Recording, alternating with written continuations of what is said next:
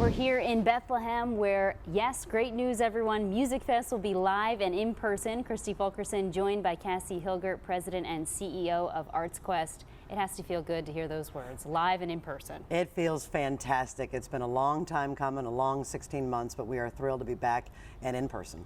Try to explain what these last 16 months, year and a half have been for you guys trying to plan for the unknown heading into this summer.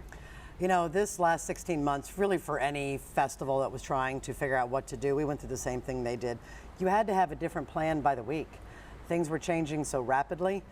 So we just had 100 different scenarios for what MusikFest was going to be, and luckily one of them was right, but that meant 99 were wrong. What did it feel like when you got word with the CDC guidelines and all of that with the state of Pennsylvania that you knew you could go live? What was the very first thing you guys did? You know, when we heard the CDC guidelines, it truly felt like whiplash, and we had to kind of turn around and say, did I just hear that right?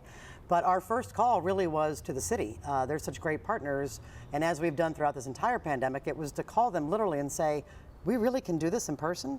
So the fact that we could do that created quite a scramble for us, but it was one we truly enjoyed doing. I know it's a little bit different in a lot of ways, but it's going to be so traditional and everything that we look forward to in a lot of ways as well. But one thing is all of the main stage shows went on sale at the same time. They're all still available for purchase. I mean, that had to be a big undertaking as well. Yes, just in those 13 days from the CDC guideline change to when we announced, you know, having to get to all of the Wind Creek artists and renegotiate that and bring them back and get them scheduled.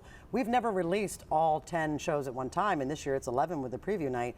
What I think is so different about this year is you've got your traditionally priced concert ticket like a Sam Hunt, but then you've got Colin Hay and Jimmy Allen that are between $15 and $25. So it's really amazing that we can provide that economy of scale.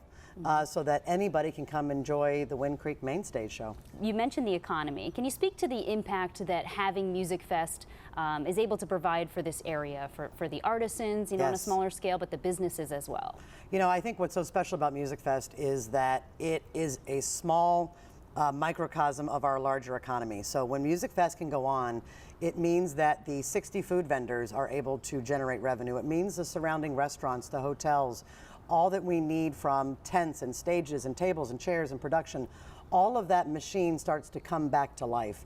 So bringing MusikFest back really means that the surrounding economy that creates that festival also roars back to life. And that was really important to us. Even, you know, last year with virtual MusikFest and all the great stuff Service Electric did with us, that was great for the local economy. But right after MusikFest last year, we heard from a number of folks on the historic Moravian district who said, what are the chances we can bring this back across the river? Because we need that, you know, sort of injection, if you will, in the summer. And we should commend your staff. I mean, you guys were able to put on so many of your regularly scheduled festivals, including MusikFest last year, under such difficult circumstances, you know, the hybrid of the virtual. We loved having garage plots at Service Electric, and we hope to bring that back at some point. But looking towards this summer, what are you most looking forward to doing at the traditional MusikFest in 2021? Oh, one of my most favorite things is walking around during setup and catching up with all the volunteers. And it's that couple days leading up to the Friday when MusikFest starts. You can feel everyone is just coiled and ready to go, and we are putting on our best face for the entire world as MusikFest comes back. So to me, that's my most favorite time, is walking around and seeing volunteers that are coming in from Connecticut and Maryland and all the vendors you haven't seen for a year and now 2 years.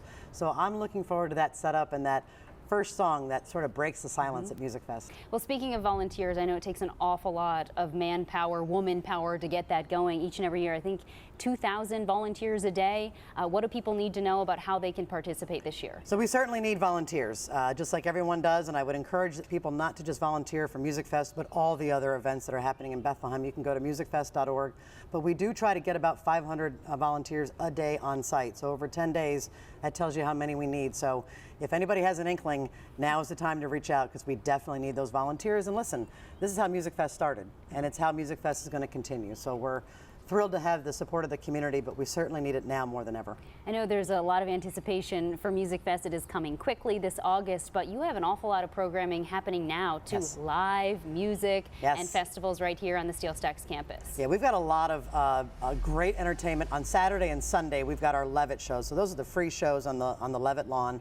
On Thursday and Fridays, we've got some great gated shows either between the Air Products Town Square or the Levitt Lawn. You can buy a ticket to both and see some amazing national artists. So we're excited to have that all throughout the summer.